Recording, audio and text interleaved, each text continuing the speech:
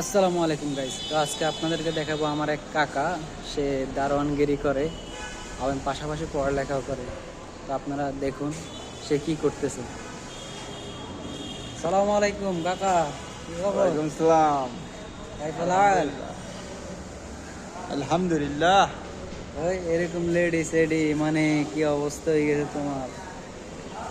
কি এই বেতন টেতন চার দেয় পাঁচটা না? বিল্ডিং এর মালিক তো এখন টেনশনে পড়ে রয়েছি। বিল্ডিং কি করবো, এটি বুড়ো হয়ে গেছে আস্তে আস্তে। এত বিল্ডিং কেন দিয়ে যাবো, বিয়ে শাদি করতে পারলাম না, করে পারবো অবশ্যই ইনশাল্লাহ কয়েক বছরের ভিতরে। হুম। তো এই আর কি ব্যাপার স্যাপার, এই এক বিল্ডিং। তো সবাই দেখছেন আমার কাকা কি কইতেছে। কাকা মানে অল্প এক বয়সে building আপনার- অনেক বিল্ডিং এর মালিক হয়ে গেছে। তো বিল্ডিংটা আপনাদেরকে দেখাচ্ছি, আপনারা দেখেন। এই অল্প বয়সে বিল্ডিং এর মালিক হওয়া কোনো এই সেই কথা না, অনেক কষ্ট জড়িয়ে আছে এই বিল্ডিংটা জোড়ানোর কাকার। দেখেন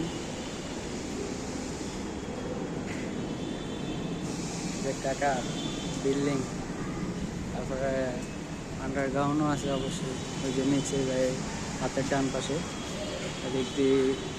তারপরে এই যে আমার কাকা ডাক দিতেছে, কাকার কথাটা শুনে। ভাতিজা, তুমি বিয়ে শাদি করতে না ভাতিজা? কাকা জায়গায় হাত দিয়েন না। না ভাতিজা, তোমার একটা বিয়া করা লাগবো বালা দেখি।